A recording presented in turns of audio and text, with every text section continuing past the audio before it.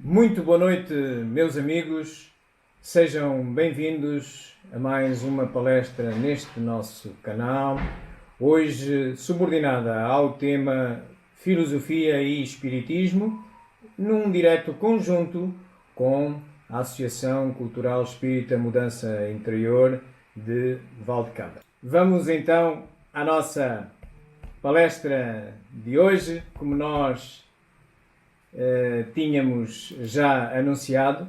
Bem-aja, António, pelas palavras maravilhosas de incentivo e de agradecimento e de estímulo também que nos endereçou. Íamos, pois, dar início à abordagem deste tema que elegemos para hoje. O Espiritismo é uma filosofia, é também uma ciência, e da investigação filosófica e científica resultam orientações de bem proceder. Orientações morais, dizia Kardec no seu tempo, mas desse tempo até agora, com o desenvolvimento da filosofia, e ele dizia que o Espiritismo é uma filosofia moral. Hoje, filosofia moral é sinónimo de ética, com a divisão subsequente da filosofia em várias áreas. Assim, é a razão porque colocamos aqui, neste ecrã, a ética como um resultado de todo este trabalho, que é uma perfeita engrenagem de investigação filosófica e científica, que produz orientações éticas, isto é, de filosofia moral. O mesmo é dizer que visa justificar o que é bem e o que é mau. Necessariamente que falar do Espiritismo é falar da sua definição, e falar da sua definição significa socorrer-nos das obras fundamentais de Kardec, onde ela aparece. Esta é uma das obras fundamentais. Desde já recordo que há muita gente que pode nem ter ouvido falar desta obra ou pode achar que ela não é fundamental. A esses que têm dúvidas sobre isto, consultem uma obra chamada Catálogo Racional para a fundação de uma biblioteca espírita, uma obra deixada pronta por Kardec à sua morte, em 31 de março de 1869, e que é publicada logo no mês a seguir. E nessa obra, Kardec divide o conjunto de obras que ele entende deverem integrar uma biblioteca espírita, divide-a em vários grupos. Saliento três. Um primeiro, ele fala obras fundamentais. E é nesse primeiro que se encontram, não é 5, as da básica, costuma-se falar, são 11, e uma delas é esta. Depois tem um outro grupo em que ele fala de obras afins do Espiritismo. E depois, como homem racional que é, ele fala de um grupo, obras contra o Espiritismo. É muito importante para quem estuda o Espiritismo e pretende racionalizar a sua fé e a sua argumentação, conhecer o contraditório. Então, socorrendo-nos de uma dessas obras, que é esta, o que é o Espiritismo, que se somam às outras mais comuns, que a gente conhece, o Livro dos Espíritos, o Livro dos Médiuns, o Evangelho, o Céu e o Inferno, a Gênese, mas temos também esta, como temos o resumo da Lei dos Fenómenos Espíritas, como temos o Espiritismo na sua mais simples expressão, como temos a Revista Espírita, como temos a Viagem Espírita de 1862, e como temos os caracteres da doutrina espírita. Estas prefazem as 11 obras fundamentais para o Espiritismo. É certo que Kardec consta, terá escrevido, entre obras significativas como esta, e brochuras terá escrito 32 obras. Mas é a opinião dele, são as fundamentais. E nesta fundamental, que é uma obra que ele aconselha para o iniciado do Espiritismo, logo no preâmbulo, nós encontramos duas definições do Espiritismo, dadas por Kardec. Uma primeira é esta que aqui estamos a ver. E nesta primeira nós vemos ele falar-nos da dupla natureza do Espiritismo. Uma natureza filosófica e uma natureza científica. Quanto às questões da filosofia, ele diz que compreende todas as consequências morais, e no seu tempo ele não se falava em ética, mas já vamos adiante a ver que há uma diferença entre ética e moral. Portanto, e o que se pretende é que se justifique o que é bem e o que é mal proceder. Portanto, as ditas consequências morais que dimanam dessas mesmas relações. Como ciência, e sabendo nós, e hoje também vamos rever isso, que a ciência é apenas uma parte do conhecimento filosófico, todo o conhecimento nasce filosófico, todo o conhecimento é endereçável pela razão. Portanto, justificar uma crença que se tem por verdadeira é filosofar, de acordo com o pai da filosofia, Platão. Então, todo o conhecimento é filosófico. Mas depois, parte desse conhecimento que se interessa para a razão é possível de nós o levarmos a um laboratório. São fenómenos que indiciam a existência de toda a justificação filosófica para coisas maiores. Por exemplo, Deus a gente só pode justificar filosoficamente. Mas, quando nós analisamos, por exemplo, as leis da meteorologia, nós estamos a observar fenómenos da sua obra. E nós vamos aprendendo, pela experimentação, vamos aprendendo como funciona. Temperatura num determinado grau, mais umidade num determinado grau e pressão num determinado grau, dá chuva. Estão a ver? Portanto, e assim nasce ciência, nascem umas leis gerais universais que explicam os fenómenos. Já recapitularemos isso melhor. Portanto, nessa perspectiva, o que é ciência no Espiritismo? É o que diz aqui Kardec. Como ciência prática, ele consiste nas relações que se estabelecem entre nós e os espíritos. Portanto, e Kardec tem um livro de natureza científica, o primeiro livro de natureza científica que ele publica é exatamente o livro dos médiuns, onde ele elenca, pela sua experimentação, as leis gerais e universais das capacidades mediúnicas que ele detectou na altura.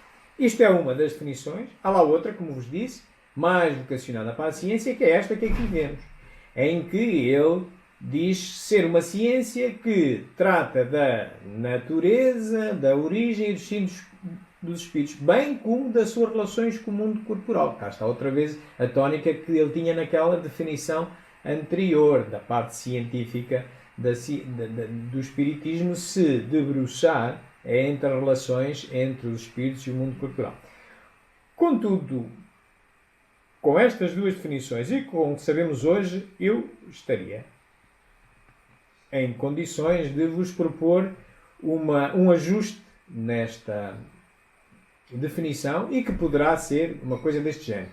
Portanto, é uma filosofia de base científica e consequências ético-morais, e veremos as diferenças entre o que é ética e o que é moral, que tem por objeto a investigação da natureza, da origem e do destino dos espíritos, bem como de suas relações com o mundo corporal. Posto isto, outras questões às vezes se levantam e convém não termos dúvidas sobre elas, porque eu diria é um mito. É um mito nós dizermos que a palavra espiritismo foi criada por Kardec. Bom, se eu digo que é um mito, tenho que provar. Aqui tem a prova. Se vocês forem pesquisar na internet, não ao Sr. Google, porque o Sr. Google não sabe tudo, mas se forem pesquisar neste motor de busca de obras em inglês, chamado Making of American Books, se forem perguntar neste motor de busca quantas vezes a palavra Spiritism em inglês aparece em obras em inglês antes de 1855, e porquê 1855? Porque Kardec, como sabeis, ouve falar das mesas girantes em 1854, é em 1855 que ele vai à primeira reunião mediúnica, e é entre 55, 56 e início de 57 que ele começa a coligir o Livro dos Espíritos. Portanto, se nós perguntarmos aqui ao computador quantas vezes e em que obras ocorre a palavra Spiritism antes de 55, ele devolve-nos estas coisas interessantes que aqui estão. É nada mais, nada menos do que 12 vezes em 3 distintas obras. A primeira vez que aparece numa obra de um autor conhecido do Espiritismo, Andrew Jackson Davis, numa obra de sua autoria, The Great Harmonia. E essa obra é de 1850 e aparece lá uma vez. Se os mais curiosos depois, é uma questão de pesquisarem aí onde está Result Details, aí à esquerda, e leva-vos exatamente à obra, porque estão digitalizadas todas as obras, exatamente aonde ela aparece. Depois a seguir vemos mais uma vez num livro de Orestes Bronson, O Espírito Batedor, The Spirit Rapper, em 1854. Também aparece uma vez. E a última aparece 10 vezes numa obra de Leonard Marsh, de Apocastasis. Aparece 10 vezes a palavra Espiritismo. Ora, então, meus amigos, o que é que Kardec afinal fez? E não tira mérito nenhum, mas a César o que é de César. Kardec, com a sua seriedade, que se lhe reconhece, o que ele fez foi o que nós hoje chamamos um neologismo.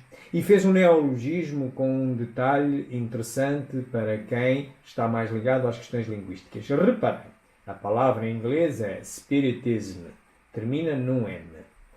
Ele, para passá-la para francês, ele só lhe acrescentou um E final. Reparem que ele não acrescentou um E inicial. Nós, a palavra para nós, resultou como? Resultou um E no início e do E final pusemos-lhe um O e dá espiritismo, ok? Mas Kardec podia ter feito spiritismo com um E inicial, nem isso fez, pôs spiritismo. A César, o que é de César, impunha-se também esta clarificação. Muito bem, posto isto, meus amigos, vamos então mergulhar nas questões filosóficas e entender porque é que o Espiritismo, afinal, é uma filosofia.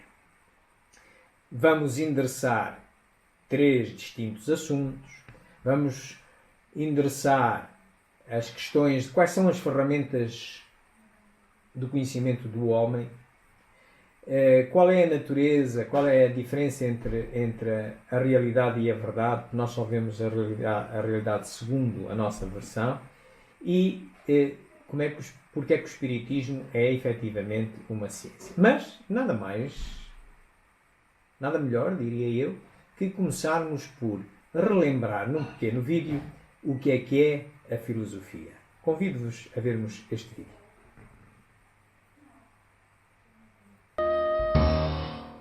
Compreendemos a filosofia contextualmente, conforme vamos discutindo filosofia e trabalhando com ela. Os problemas filosóficos nos vão nos auxiliar para compreender melhor que essa área. Nós não temos uma definição precisa acerca da natureza da filosofia, mas nem por isso nós não podemos trabalhar com algumas caracterizações gerais.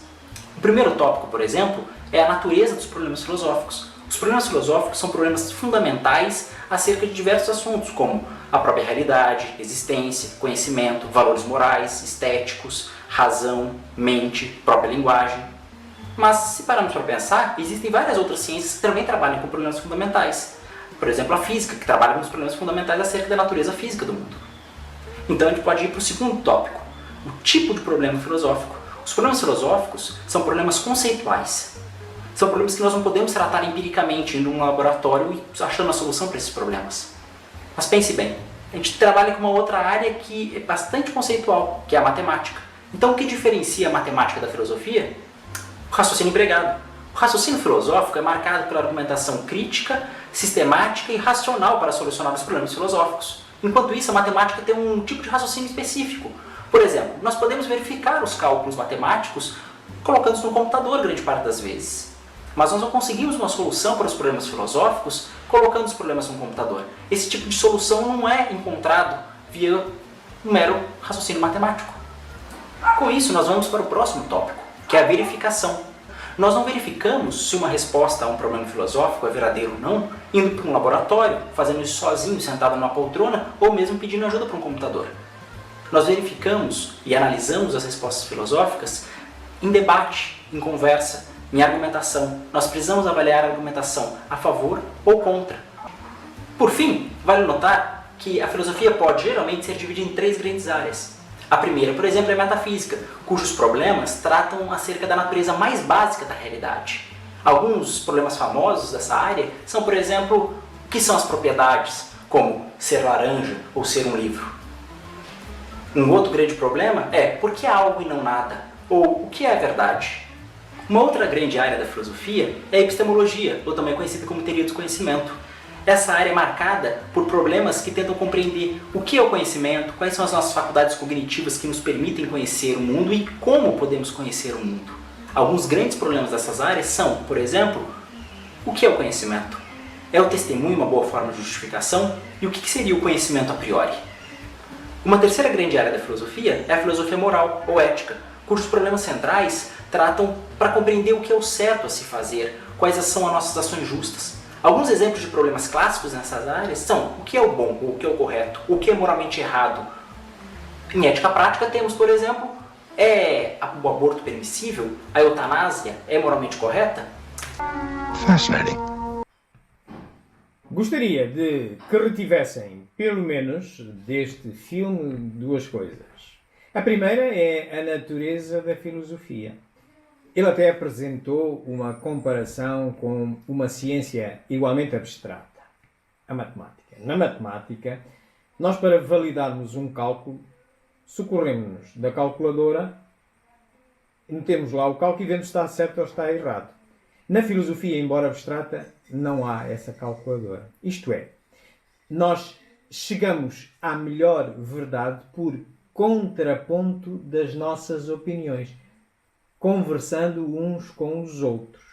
E assim, raciocinando, chegamos à melhor verdade. E é um processo contínuo. Isto era um ponto que eu gostaria que retessem. O outro ponto é aquelas divisões da filosofia, que já vimos, ele falou aqui em 3, e eu salientaria a última, que é a filosofia moral ou ética. Repararam, e até viram ali uns problemazinhos que nos são familiares, o tudo ou nada, viram a eutanásia.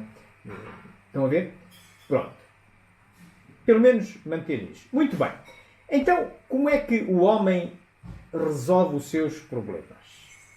Portanto, para poder filosofar, o homem tem que ter opiniões.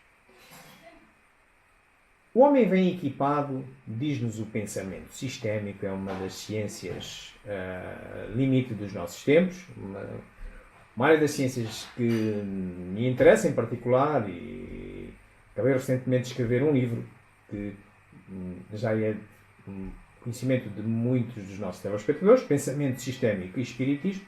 Portanto, diz-nos o pensamento sistémico que o homem vem equipado, todos vimos equipados com 3 ferramentas para resolver os nossos problemas. A primeira que entra em funcionamento é o conhecimento. Isto é, nós vamos à escola, é-nos ensinado a resolver determinados problemas, fazemos um curso e, claro, isso prepara-nos para a vida para quando surgir um problema naquela área, se nós detemos um conhecimento científico de como se resolve, não é problema sequer. Mas se falha esse conhecimento, se nós não temos habilitações para isso, entra em funcionamento uma outra ferramenta, que é chamada a experiência. É o tal, o saber de experiência feito, ou o empirismo. Isto é, eu nunca recebi formação sobre aquele assunto, mas ou porque já passei por uma situação idêntica, ou porque um familiar meu, um amigo meu passou e me dá conselhos sobre isso. Pronto, é o saber de experiência feito. Não vem nos livros, não tem uma formação, mas ainda nos ajuda a ultrapassar o problema. Realmente os problemas maiores na nossa vida ocorrem quando estas duas já não funcionaram. Não há nem conhecimento nem há experiência. Então entra a intuição. É a derradeira ferramenta para resolvermos os nossos problemas. Digamos que é mesmo quando a gente considera que tem um grave problema para resolver, é porque já não tem conhecimento e não tem experiência para resolver. Então ficamos à mercê da intuição. Intuição que, para os espíritas, até tem umas características de mediunidade, não é? Há uma capacidade mediúnica chamada intuição, mas que tem os seus problemas e as suas limitações. Ela funciona por modelos mentais, isto é, eu não tenho conhecimento, eu nunca passei por isto, e eu então vou criar um modelo mental o mais parecido a que me está a parecer o problema. Reparai, vou-vos mostrar como ela funciona e que pode ser desastrosa. Vamos olhar para esta situação que aqui está. Nesta situação, pretendemos figurar um recipiente com água em que fazemos uns furos laterais.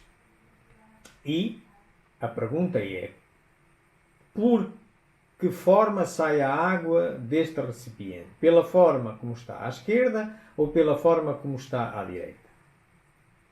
Há de haver pessoas que são capazes de dizer pela esquerda, parece mais arrumadinho.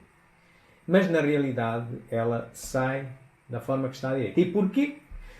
Porque nós, quando estamos no domínio da intuição, nós temos para a dominar e não nos levar a errar para modelos mentais errados, que seria o caso de optarmos pela esquerda, nós temos que olhar para os efeitos que há ali dentro, em tempo. E um dos efeitos que ali há em tempo e que nos explica porque é que ela sai como a direita é a pressão da água. A pressão da água é maior no fundo do recipiente do que em cima. Tal como quando a gente mergulha por uma piscina, quando a gente vai fundo, os ouvidos já doem, porque a pressão aumentou. Ora, se a pressão aumentou, então joga com a água mais longe. Certo? Muito bem. Mas vamos agora complicar um bocadinho mais. Vamos pôr um outro problema. E talvez haja mais pessoas a terem dificuldade, a entrarem mais na área da intuição e dos modelos mentais. Onde, de novo, é preciso pensar nas relações que ali estão a ocorrer dentro, antes de nos decidirmos por uma solução. Neste caso, o que temos é um daqueles candeeiros de jardim que tem uma campânula e tem a lâmpada por baixo. E o que é que nós queremos? Nós queremos pôr-lhe um sensor fotoelétrico, esta caixinha negra que aí está, de tal maneira que, quando o sol se põe, deixa de haver sol, o sensor detecta que não há luz e dá ordens para a lâmpada se acender.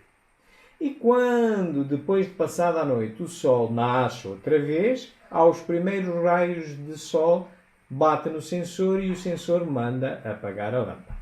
Então, onde deveríamos colocar o sensor? Como no poste à esquerda, na base do poste, ou em cima da campânula? Bom, tem que ser em cima da campânula. Não é que não funcione pondo aqui uma solução à esquerda. Funciona. Só que vocês não vão ganhar é para comprar lâmpadas. Porquê? Porque, embora funcione com o sol, funciona num lado ou no outro, o problema põe-se no que acontece a seguir à lâmpada de ter acendido a primeira vez. No da esquerda, quando a lâmpada acender, de imediato vai enviar luz sobre o sensor, de imediato o sensor vai mandar apagar a lâmpada e assim sucessivamente até queimar-se a lâmpada. Portanto, teremos que ir para o lado direito. Mas imaginai que alguém ia pela esquerda. Estão a ver a intuição a funcionar? Tem estes problemas e nós temos que olhar sistemicamente para o assunto. Por exemplo, imaginai um neto que tenha nascido já nos tempos de agora, em que já só há telemóveis, praticamente já não há telefone fixo. Ele não sabe o que é um telefone fixo. Ou é difícil para ele perceber o que é um telefone fixo. E olha para o avô, vai à casa do avô e o avô até tem lá ainda um telefone fixo com um filho e tal. E ele olha para o avô a atender o telefone fixo. Como ele não tem conhecimento, não tem experiência, ele elabora um modelo mental que é este.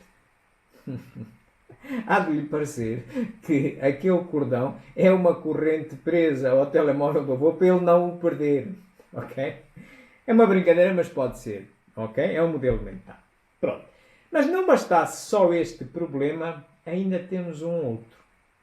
E vamos ver. O que é que dizia o Platão sobre a filosofia? O tido pai da filosofia dizia que a filosofia é o amor ao saber. Depois dizia ele que o saber é a busca do conhecimento.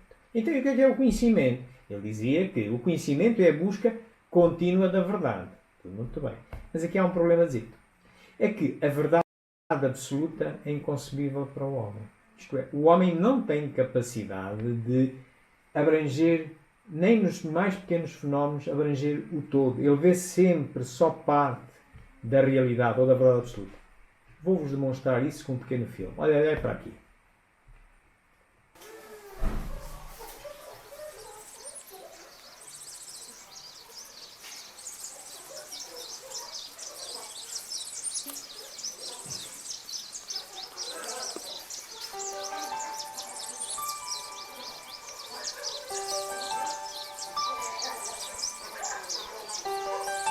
Isto é uma composição gráfica com destroços de uma carreta, de um carteiro que está num museu no norte da África. Vai a passar um determinado transeunte que até sabe que lá está aquela janelinha, tira uma fotografia, como a que está aqui a e leva para casa e conta, epá, tão giro aquilo, até espetacular, aquilo é a cara do carteiro. Ok? Um outro que não sabia, não tinha tempo, não teve tempo, ou não sabia que estava lá aquela janelinha para se poder espreitar, passou de lado e tirou esta outra fotografia, a ver. Também está certa, não está? Também está certa. E vai para casa e diz, estava um amontoado de peças, não percebi muito bem o que aquilo era.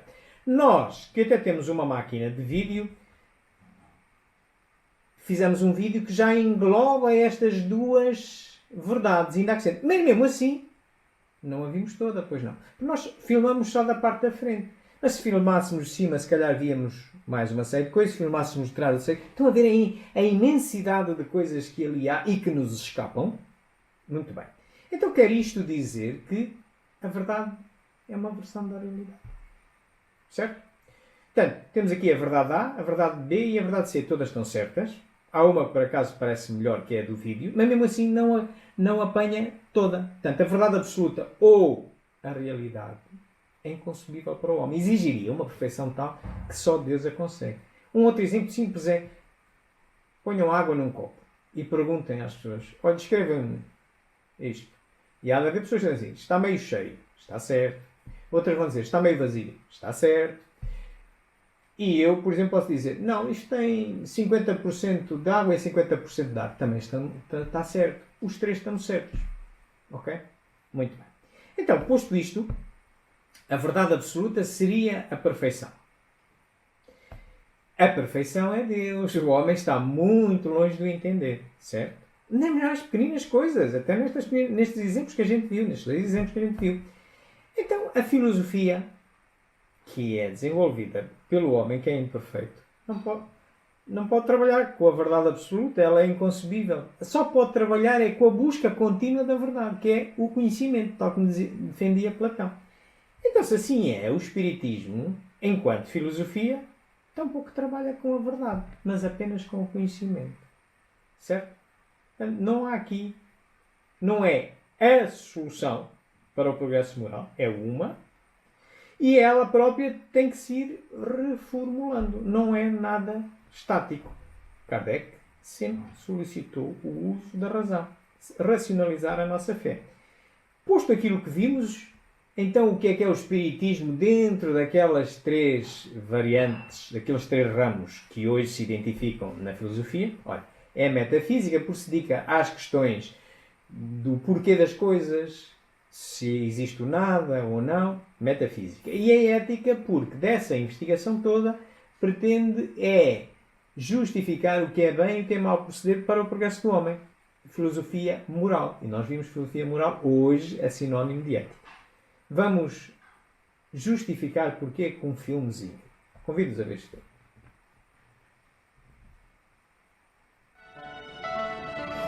Foi em 1854 que pela primeira vez ouvi falar das mesas girantes. O fato não me pareceu radicalmente impossível. O fluido magnético, que é uma espécie de eletricidade, pode perfeitamente atuar sobre corpos inertes e fazer que eles se movam.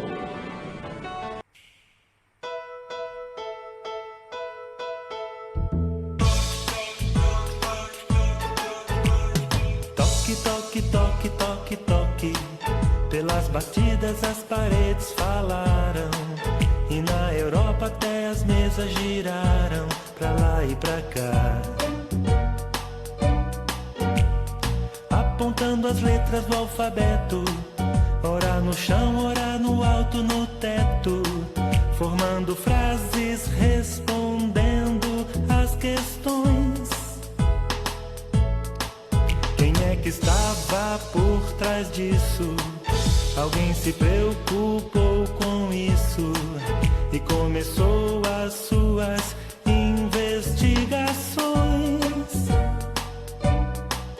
E descobriu que aquele jeito esquisito foi a maneira que então os espíritos usaram pra chamar sua atenção. E foi assim que Allan Kardec observou como é que tudo acontece no intercâmbio entre nós e o além. Desenvolveu aquela nova ciência com muito estudo, muitas experiências. Agora pela voz, pela caneta, não é preciso mais usar a prancheta, pois até mesmo pela intuição, nossos amigos espirituais sempre nos trazem as lições de paz, saudade, incentivo e muito mais, muito mais.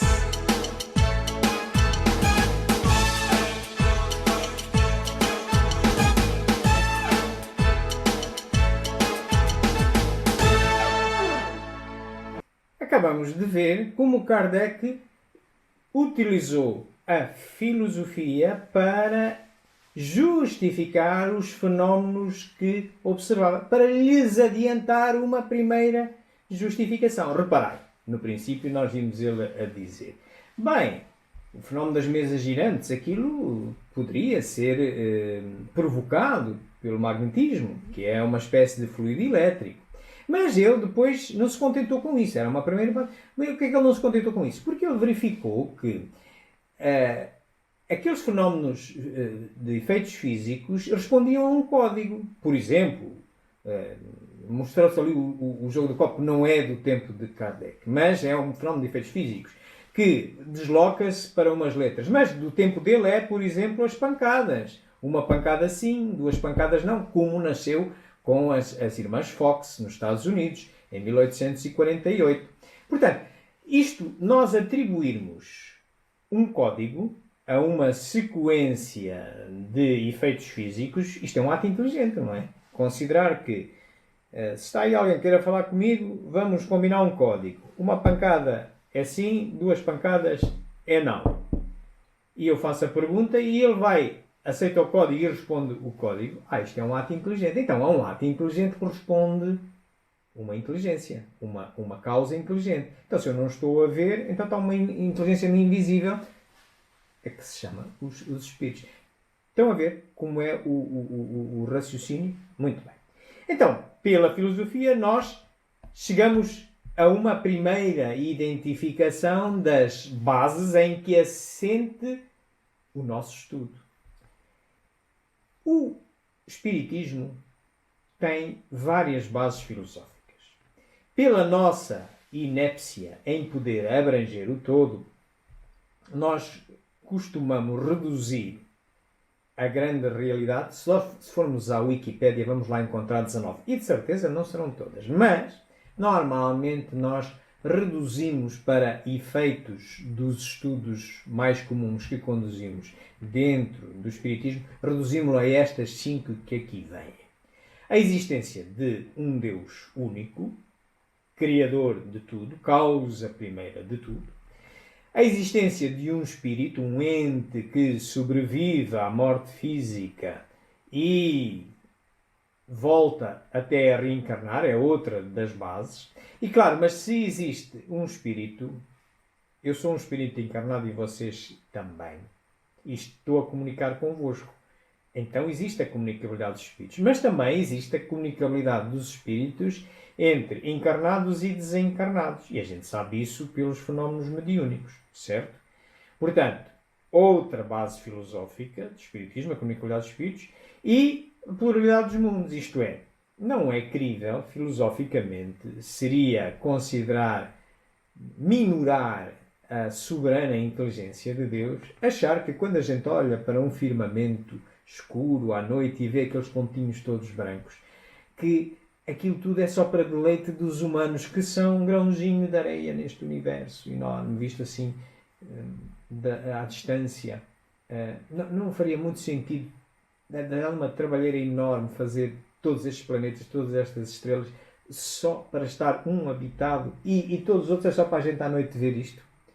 Não vamos minorar Deus na sua obra. Portanto, existem outros mundos habitados, a que se já dedicam também umas ciências de hoje em dia, ou seja, a astronomia e a física quântica.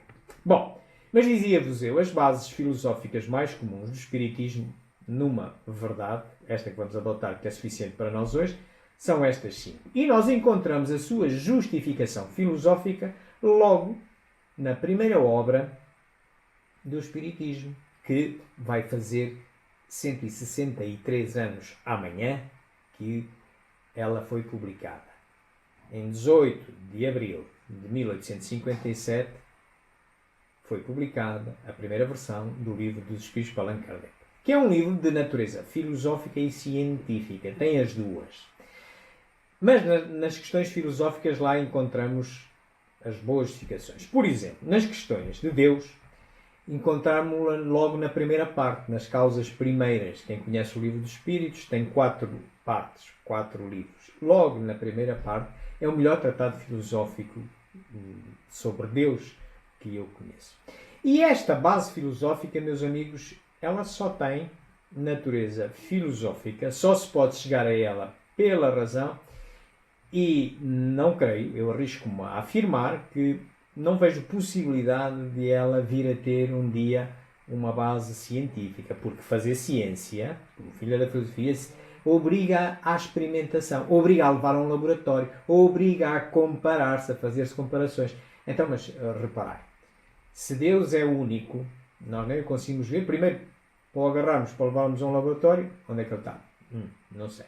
Mas se conseguíssemos, depois íamos comparar com o quê? Ele é único. Íamos comparar com o quilo, com o metro, com o centímetro. Dou-vos um exemplo mais comezinho.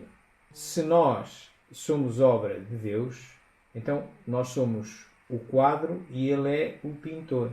Desde quando é que um quadro consegue levar o pintor ao laboratório? O pintor, sim. O pintor pode fazer experiências sobre o quadro e ver como é que funcionam melhor as cores, etc. Por aí adiante. Estão a ver? Portanto, não pode ter uma outra natureza que não filosófica. Mas vamos ver essa argumentação pelo próprio Kardec. O Espiritismo tem na existência de Deus o seu princípio maior. Deus é eterno, imaterial, imutável, único, todo-poderoso, soberanamente justo e bom.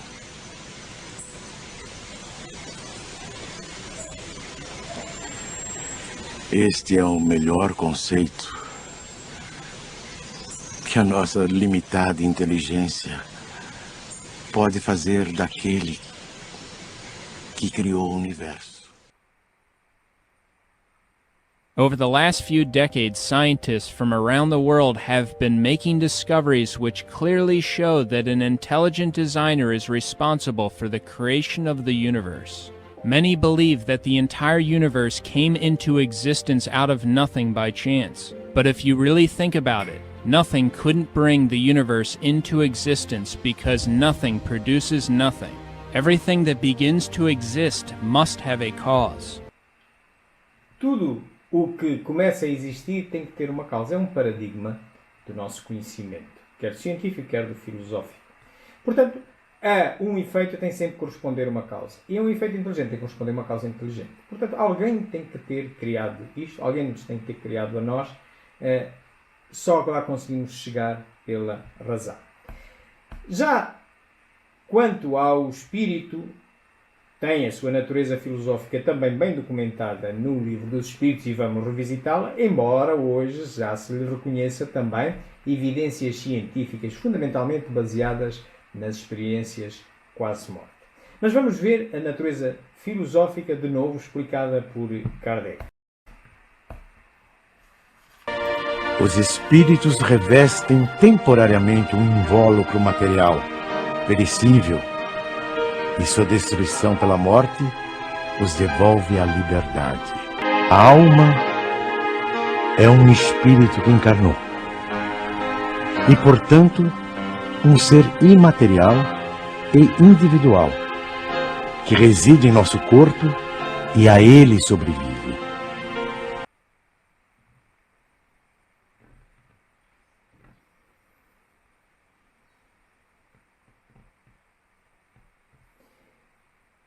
Esta é a justificação filosófica sobre o espírito que encontramos na segunda parte do Livro dos Espíritos, sobre a necessidade da existência do espírito, constituído por alma e perispírito, e que justifica desta maneira, como vemos Kardec aqui resumir. Quanto à comunicabilidade dos espíritos, a sua natureza filosófica também está bem explicada no Livro dos Espíritos e vamos revê-la. O Sr. Carlotti, foi ele o primeiro a me mencionar a intervenção dos espíritos. Tempos depois, fui convidado a assistir às experiências que se realizavam em casa da senhora Pleine Maison. Foi aí que, pela primeira vez, presenciei o fenômeno das mesas que giravam, saltavam e corriam. Assisti então a alguns ensaios muito imperfeitos da escrita mediúnica. Sem dúvida, havia ali um fato que necessariamente decorria de uma causa. Dos efeitos, procurava remontar as causas por dedução e pelo encadeamento lógico dos fatos. Um dos primeiros resultados que colhi das minhas observações foi que os espíritos, nada mais sendo do que a alma dos homens, não possuíam nem a plena sabedoria, nem a ciência integral. Passei a frequentar também as reuniões espíritas que se celebravam em casa do Sr. Roustan. Levava para cada sessão uma série de questões preparadas e metodicamente dispostas. Mais tarde, quando vi que aquilo constituía um todo e ganhava as proporções de uma doutrina, tive a ideia de publicar os ensinos recebidos. Vemos aqui como Kardec, utilizando a ferramenta da mediunidade, foi escrevendo a codificação. Os conhecimentos que retirou do quê? Desta análise que ele foi fazendo de que havia ali uns seres inteligentes que podiam manifestar-se através de uns médiuns humanos de várias formas e que ele foi validando. Foi validando que sim, são realmente. E às vezes identificavam-se que era aquele ser inteligente desencarnado que dava indicações de que tinha sido um homem que já havia desencarnado. Então, um espírito e que produzia aqueles fenómenos inteligentes todos. Portanto, filosoficamente fica demonstrado, até pela ferramenta mediúnica, que serviu de ferramenta para obter todo este conhecimento, fica demonstrada filosoficamente a comunicabilidade dos espíritos. Também, em termos de reencarnação, e vemos isso também na segunda parte do livro dos Espíritos, vamos ver a sua argumentação filosófica.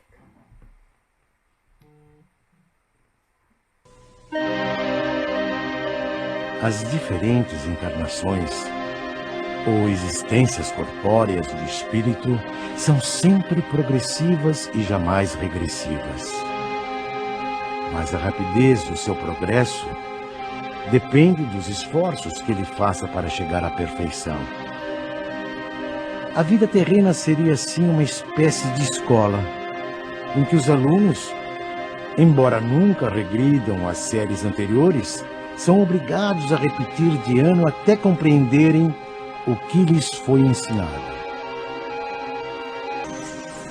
O principal objetivo da reencarnação reside no melhoramento progressivo da humanidade. Esta afirmação decorre de um raciocínio filosófico. É que, se nós não reencarnássemos, se só tivéssemos uma vida, então Deus seria injusto. Porquê? Então, provavelmente neste preciso momento é capaz de estar a nascer em muitos hospitais deste mundo crianças que vão ter apenas umas horas de vida. E nós já contamos anos.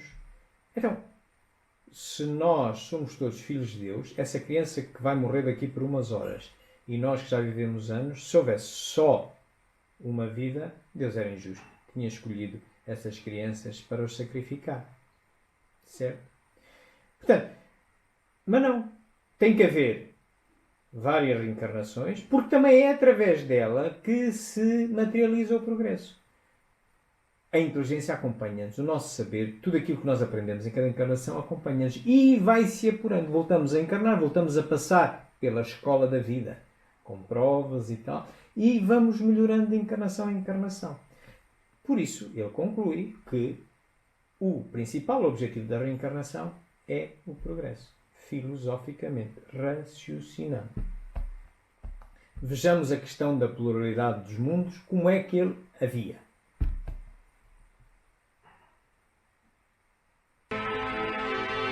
Segundo o Espiritismo, nos mundos que gravitam no espaço infinito, outras humanidades, em vários graus de adiantamento, encontram habitação adequada ao seu avanço. Isto nos é dito exatamente por Kardec e naquele pressuposto de que o que é que fazem aqueles pontinhos brancos numa noite de luar, uma noite escura, sem nuvens. Não pode ser. Não. E depois ele também conclui, Kardec nos diz que isto há aqui uma organização de mundos. Nós vamos reencarnando, vamos progredindo e vamos estando num mundo adequado ao nosso desenvolvimento, às escolas adequadas. E saímos deste mundo, vamos para outro. E há uma ordenação dos mundos. Nós estarmos num planeta de expiações e provas a caminho de se transformar em planeta de regeneração, mas há muitos outros planetas, até chegarmos aí aos planetas divinos. Filosoficamente assim tem que ser. Em termos filosóficos, a justificação das suas bases encontramos-las todas ali no Livro dos Espíritos e depois elas vão transcorrendo por outras obras fundamentais de Kardec. Vamos agora olhar para a questão científica. A tal porção do conhecimento filosófico que se pode levar a um laboratório e que passa por um chamado método científico. O conhecimento científico nasce todo ele filosófico, só pela razão, e depois ele é levado ao crivo do método científico para se apurarem leis gerais e universais que expliquem aqueles fenómenos. Vamos ver um filmezinho que nos vai contar o que é a ciência e a sua relação com a filosofia. Ora veja. Então, o que é ciência? É um conhecimento dos fenômenos do mundo. A filosofia era um conhecimento racional da realidade. A gente pode colocar aqui realidade. Conhecimento dos fenômenos da realidade. Mas por que a ciência é o conhecimento dos fenômenos? Ficou uma coisa assim bem mais fraca, por assim dizer. Porque antes a gente tinha conhecimento das coisas. Agora com a ciência a gente avançou muito, só que a gente tem conhecimento só dos fenômenos da coisa. Eu não tenho conhecimento da coisa mesmo, daquele determinado objeto. Eu tenho conhecimento apenas do fenômeno daquilo. Então ciência é o conhecimento dos fenômenos do mundo que obedece um determinado método, um determinado procedimento. Uma observação, eu olho o nosso mundo, a realidade, os fenômenos que aparecem para mim, detecto um problema, lanço uma hipótese, fraco, hipotérmico, estou com hipotermia, estou com a temperatura baixa. Hipótese, eu tenho uma resposta, só que essa resposta é fraquinha ainda. É uma resposta, é uma possibilidade de resposta.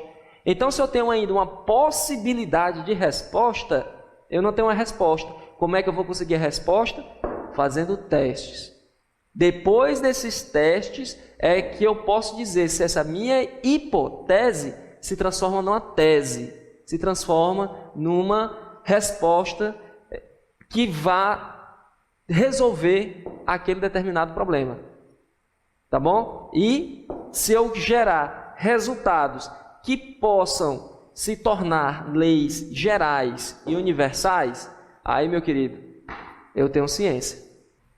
Estão a ver porque é que a ciência é filha da filosofia? Porque ela só abrange fenómenos do todo. E é preciso passar por este crivo. Observar o fenómeno, ver o problema, a hipótese, levantar várias hipóteses, hipo pequeno, uma primeira justificação, testar, ver se alguma das hipóteses chega à tese e obter resultados que são as ditas leis gerais e universais que se podem então depois verter num livro. Mas, mesmo chegando à tese, é preciso que, porque nem a filosofia nem a ciência trabalham com a verdade absoluta, nenhuma tese adquire estatuto de universalidade. É, durante algum tempo, a melhor que há, mas em havendo novo conhecimento, progredimos para ela. Isso nos mostra o método científico, tal como ali vimos. Portanto, ele é composto por estas fases que aqui temos. Ora bem, nesta primeira, digamos, subfase, aqui só intervém a razão. Digamos, só intervém a filosofia. Nós ao fazermos a observação de um determinado fenómeno, vamos perguntando para o caracterizar melhor e levantamos hipóteses. A primeira justificação daquilo. Ainda não é uma resposta para aquilo. Aqui o que é que está a funcionar? Apenas a razão. Portanto, é como dizia Platão, que é a crença verdadeira justificada. Estamos a tentar justificar uma crença que se tem por verdadeira. Seja Deus, seja o Espírito, como comunidade dos Espíritos. Muito bem. Depois de termos uma ou várias hipóteses, então vamos sujeitá-la à experimentação. E entramos na fase científica ou subfase científica propriamente dita do método científico. Aí, nas ciências físicas, por exemplo, na química vai-se para um laboratório, põe-se os reagentes com os tubos de ensaio, na física, enfim, cada uma utiliza várias ferramentas para os seus testes. Na astronomia, tem alguma similaridade com o espiritismo, o que é que a astronomia faz?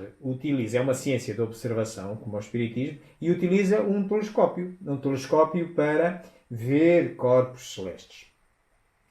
Mas, pelo facto de eu ver um corpo celeste, isso não tem validade científica ainda, nenhuma, não tem. Ela só passa a ter se eu, depois de ver esse corpo celeste que nunca ninguém tinha visto, eu identificar a posição dele e todos os outros astrónomos, os interessados em estudar o mesmo corpo celeste, ao redor do mundo, apontarem os seus telescópicos naquela direção e confirmarem que lá está um corpo celeste. A experimentação, certo? Só aí passa a ter validade científica. Isto é similar ao método experimental de Kardec. Reparai, Kardec só verteu para a codificação as respostas que coincidiam dos vários médiuns que ele utilizava. É como se fosse. A luneta é a mediunidade. A mediunidade está para o espiritismo como a luneta está para a astronomia. A luneta no espiritismo é a mediunidade. Portanto, ele obtém uma resposta neste médio, nesta posição de observação, mas para confirmar, para lhe dar validade científica, ele tem que ir a outra posição de observação e ver se obtém a mesma resposta. E só as coincidentes é que interessam. Portanto, é aqui a natureza científica do espiritismo, que valida através da mediunidade, procurando comprovar a crença verdadeira já previamente justificada. Quem afirma isto é Aristóteles, que é um aluno de Platão, foi aluno de Platão. E ele verificou que realmente dentro do conhecimento total, que é endereçável pela razão, havia de facto uma parte que era possível comprovar. E chamou a isso ciência, por isso ele é tido como o pai da ciência. E claro, depois a partir daí as várias hipóteses, aquelas que não conseguem justificar cabalmente o fenómeno, são deitadas para fora ou são reajustadas, até que uma delas é promovida à tese. E pronto, é uma justificação, a gente escreve, vai escrever informação, mas nunca ela se transforma por verdade absoluta, é impossível. Reparem, o Espiritismo funciona assim. Se vocês forem aqui ao Evangelho segundo o Espiritismo, uma das obras fundamentais, básicas da codificação, se forem ao capítulo 19, a fé transporta montanhas, é o título deste capítulo, se forem ao parágrafo 7, diz lá assim: fé inabalável é aquela que pode fazer frente à razão em qualquer momento da humanidade. Soa-vos a filosofia, a crença verdadeira justificada? A mim soa. E quando nós vamos para a experimentação, e socorrendo-nos deste primeiro livro de natureza absolutamente científica de Kardec, o livro dos médios, onde estão as tais leis gerais e universais que explicam as várias faculdades mediúnicas de então, hoje já há outras, nós se formos ao capítulo 20 desse livro, se formos ao item 230, está lá uma mensagem do Espírito Irasto que diz assim: melhor é repelir 10 verdades do que crer numa teoria errónea. Soa-vos isto à pressão que no método científico se exercem sobre as hipóteses a ver se elas justificam ou não o fenómeno? Pois a mim soa. Mas mesmo depois, quando uma delas chega à tese, explica cabalmente o fenómeno naqueles momentos, mesmo assim, a gente tem que estar preparado para a deitar fora se melhor verdade vier. E Kardec, numa outra obra de natureza científica, na Gênese, se vocês forem ao capítulo 1 da Gênese, parágrafo 55, lá vem dito: o Espiritismo, como ciência, vai ao lado das outras. Se em algum momento uma verdade melhor se revelar, seja pela investigação filosófica e científica do Espiritismo, seja pelas outras ciências, o Espiritismo a aceitará. Isto é, ninguém é dono da verdade. Os donos da verdade dão-se mal, porque a realidade depois é muito dura e aquilo bate ali. Ninguém aqui é dono da verdade. Nem sequer o Espiritismo é a verdade única, nem universal. E é apenas uma verdade. Também tem que estar disponível para ser revista à medida que novos conhecimentos avançam. Porquê? O Espiritismo é uma obra do homem. Não é uma obra de Deus, é uma obra do homem encarnado e desencarnado. E o homem vai aprendendo. À medida que vai evoluindo, ele vai aprendendo. Mas não é de facto o único caminho. Mas reparem, Jesus Cristo não era espírita, pois não. E quem nos dera a nós já estar ao nível dele, não era? Muito bem. Postas estas questões da ciência, então, de toda esta investigação filosófica e científica, o que é que resulta? Resulta as tais orientações ético-morais. Ético-morais. De filosofia moral. Mas vamos ver porquê, e estas questões têm a ver com o bem e com o mal. Já detalharemos, e nesse particular vamos olhar exatamente para a diferença entre moral e ética. Mas primeiro vamos perceber melhor o que é este ramo da filosofia a que chamamos ética ou filosofia moral. Vamos ver aqui um pequeno filme. A filosofia contemporânea hoje é dividida em 3 sub-áreas, sendo elas a ética normativa, a ética aplicada e a metaética. Vamos conversar um pouco sobre essas áreas? A ética normativa é a sub-área da ética que estuda os princípios que determinam o que é certo ou errado, bom ou mal, em respeito ao caráter e à conduta que devem ser aceitos. Mas note bem, a ética normativa não estuda como as pessoas efetivamente pensam ou agem, mas sim como elas deveriam pensar ou agir. Por isso ela é chamada de normativa, uma vez que estuda quais seriam as normas ou os princípios que deveriam ser aceitos. Vamos pegar um exemplo? Pense, por exemplo, no problema de saber quais são as ações corretas. Deveríamos levar em consideração, quando julgamos se uma ação é correta ou não, apenas as consequências que essas ações trazem, ou devemos pensar também nas intenções dos agentes que cometeram essa ação? Olha esse caso. Imagine que tem um serial killer apontando sua arma para um parque de diversões. E ele atira, mas, sem saber, ele matou um terrorista que estava com quilos de bomba no corpo e explodiu todo o parque. A ação do serial killer é correta ou incorreta? Por um lado, podemos pensar que a ação é correta, uma vez que matar um terrorista cheio de bombas traz boas consequências, ou seja, ele evitou dor e sofrimento futuro. Por outro lado, se pensarmos nas intenções do serial killer, não parece que essa ação foi correta, uma vez que ele não queria matar um terrorista. Ele queria matar qualquer pessoa que estivesse passando e ele escolhesse. Vejamos uma outra área da ética, que é a ética aplicada. Nesta área, visamos trabalhar, de um ponto de vista moral, os problemas particulares da nossa vida pública e privada. Grande parte dos problemas em ética prática, na verdade, tratam de compreender como devemos aplicar as normas e princípios, estudados pela ética normativa, em casos particulares. Vamos ver um exemplo, que é o caso da eutanásia. Digamos que você aceita esses 3 princípios como sendo princípios morais. A. Nossas ações devem respeitar a autonomia dos indivíduos. B. Não devemos causar dor ou sofrimento desnecessariamente. E C. Devemos preservar a vida. Agora pense no caso de um doente terminal, que está sofrendo muito em seus últimos dias e pede, por favor, para os médicos injetarem uma injeção letal nele. Se os médicos não aplicarem a injeção, então essa ação violará A. a autonomia do paciente e também B, pois causa indiretamente dor desnecessária ao paciente. Agora, se os médicos aplicarem a injeção no paciente, então eles estariam violando C, uma vez que eles não estariam preservando a vida, mesmo de um paciente que está com um caso terminal. Como podemos ver, na ética aplicada, grande parte dos problemas são de conseguir entender como que as normas vão funcionar no dia a dia, porque em muitos casos parece que existem dilemas morais, onde alguns princípios que aceitamos parecem se contradizer um com o outro. Vamos para o próximo ponto? A metaética é uma sub-área da filosofia moral que visa compreender a própria natureza da ética e o significado das expressões morais. Como a gente viu, na ética normativa, nós estudamos as normas e os princípios que deveríamos aceitar para determinar o que é uma ação correta ou incorreta. Mas diferente disso, na metaética, nós não estamos perguntando quais são as ações corretas, mas sim o que faz uma ação ser correta ou incorreta. Então, diferente da ética normativa, a metaética não tenta determinar quais são as normas, ou seja, não é normativa. E diferente da ética prática, a metaética trabalha com problemas muito mais abstratos. Vejamos um problema famoso na metaética, que é a distinção entre fato e valor.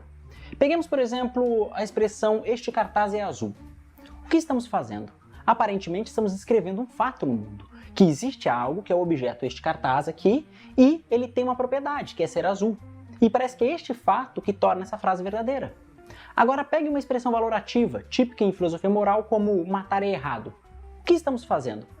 Nós estamos dizendo que existe um fato, algo no mundo, que é a ação de matar, e ela tem uma propriedade, que é ser errada? Ou seja, existem fatos morais, propriedades que tornam certos objetos no mundo certos ou errados, como as ações? Existem filósofos, por exemplo, que vão contra isso. Acreditam, por exemplo, que expressões morais, expressões valorativas, elas na verdade são meras expressões dos nossos sentimentos e emoções. Bom, como eu disse, essas 3 áreas, ética normativa, ética aplicada e metaética, são 3 sub-áreas da ética, mas essas distinções são um pouco frágeis, porque existem problemas que tratam de um ou mais problemas ao mesmo tempo. Vimos aqui uma subdivisão da ética. E vimos falar na ética aplicada, na ética normativa e na metaética. Vamos pensando e para o final vamos concluir o que é que nos parece disto. Mas, que definição se pode dar da moral? A moral é a regra de bem proceder, isto é, de distinguir o bem do mal.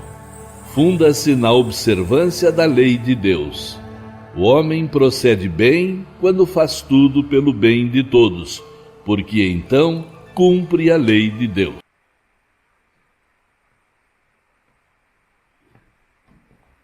Esta resposta que aqui vemos é a resposta à pergunta 629 da terceira parte do Livro dos Espíritos, que endereça a lei natural e as leis morais.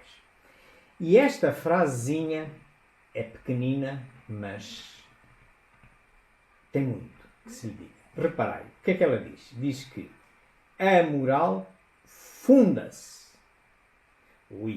Algo que se funde é algo que se apoia noutra coisa que já existia, num chão, algo. Ou é produto de uma... É um produto, é tipo uma máquina de fazer chouriço e sai um chouriço, ok? Portanto, então é um produto. Mas é um produto do quê? Da observância da lei de Deus. O que é observar uma lei? Vamos aqui por partes. Vamos imaginar, temos aqui a lei. Lei de Deus, ou, por exemplo, fosse o nosso Diário da República de hoje, que tivesse lá um decreto-lei. Ok? Decreto-lei.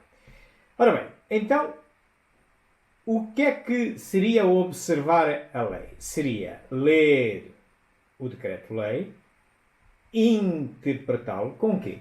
Usando a razão.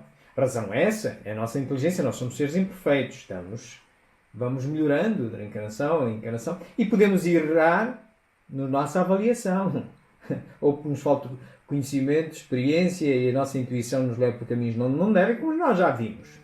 Bom, mas desse esforço a que estamos obrigados é que sai, a gente olha para o Diário da República e se calhar só se extrai 2 ou 3 coisas que nos interessam, que é a moral. Ok.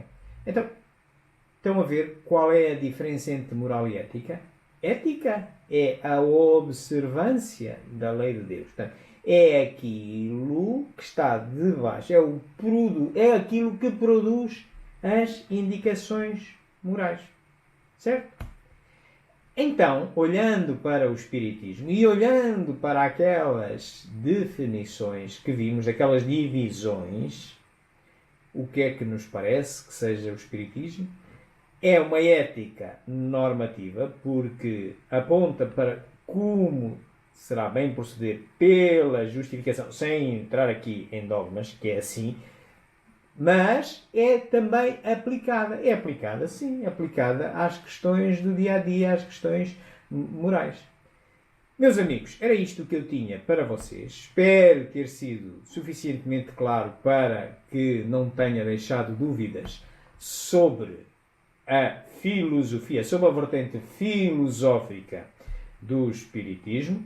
Eu, para vos trazer esta palestra, consultei estes livros que aí estão em cima. São todos livros, obras fundamentais de Kardec, com exceção das obras póstumas, não existiam no Kardec, são depois. Aqui embaixo temos aqui a Revista Espírita, que também é uma das obras fundamentais. Os 2 livros que estão a seguir são livros de filosofia de Platão e de Aristóteles, para endereçam estas questões filosóficas. Aqui tem o último livro à direita, Pensamento Sistémico de Espiritismo. É o meu último livro espírita, meu primeiro e para já o último livro espírita, em que falamos destas questões da verdade e da realidade e endereçamos todas estas questões, quer filosóficas e científicas, do Espiritismo. Aqui embaixo, nestes links, encontram todos os sites onde fui recolher os vídeos que vos apresentei, um extrato para justificarem melhor, ilustrar aquilo que eu vos queria ainda dizer. Se quiserem ver por completo, é depois consultarem estes sites.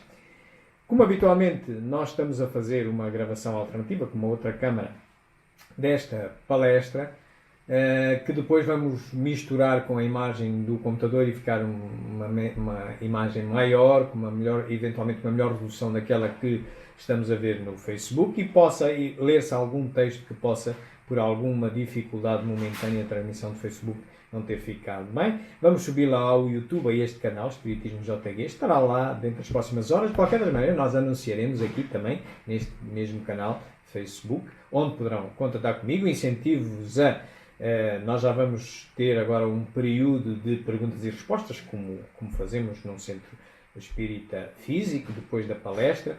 Há perguntas que possam ter, nós vamos respondê-las. Aquelas que não tenham agora, depois podem sempre colocá-las também no Facebook, ou ainda, se as quiserem pôr de uma forma mais particular, tem aqui este e-mail, espiritismo.jg@gmail.com. Terei todo o gosto em vos responder. E pronto, meus amigos, íamos agora dar início às nossas conversas sobre estas questões. Entretanto, lembrava só aos nossos espectadores que amanhã faz 163 anos que o Livro dos Espíritos foi lançado.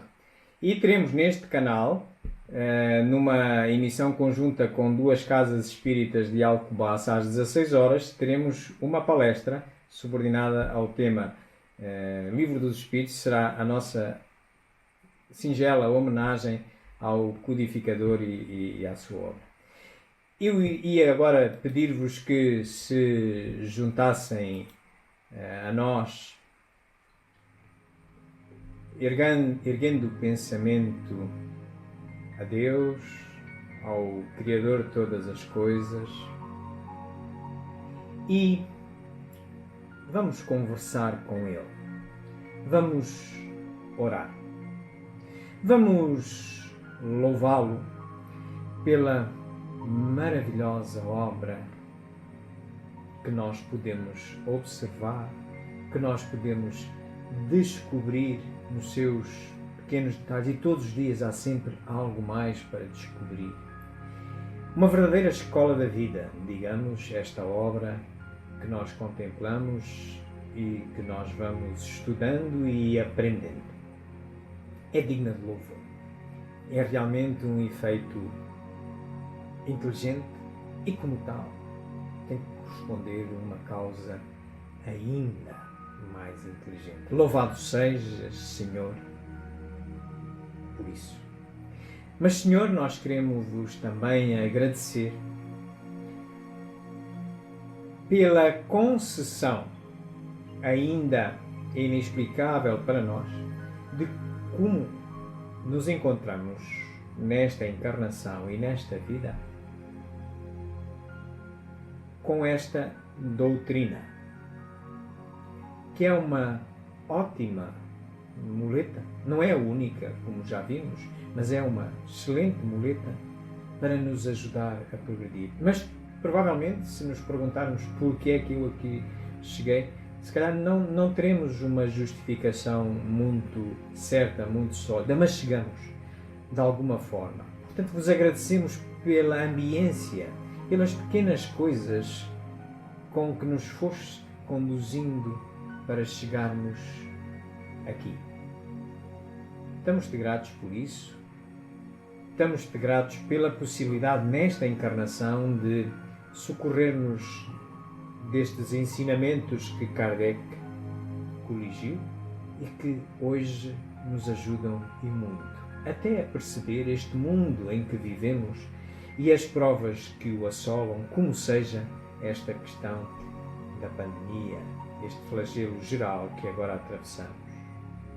Mas, Senhor, porque nós somos imperfeitos, estamos em progresso contínuo, que é muito suscitado em momentos de provação como este da pandemia, nós pedimos-vos, Senhor, que nestes momentos mais difíceis, em particular estes em que vivemos, em que torna-se mais fácil para aqueles que ainda não têm uma visão da vida espiritual mais consolidada, torna-se mais fácil de novo cairmos no erro de tudo julgar numa única encarnação, tudo reduzir ao materialismo da vida material, não compreender a prova como temporária, mas necessária para o nosso progresso, ter dificuldade em entender que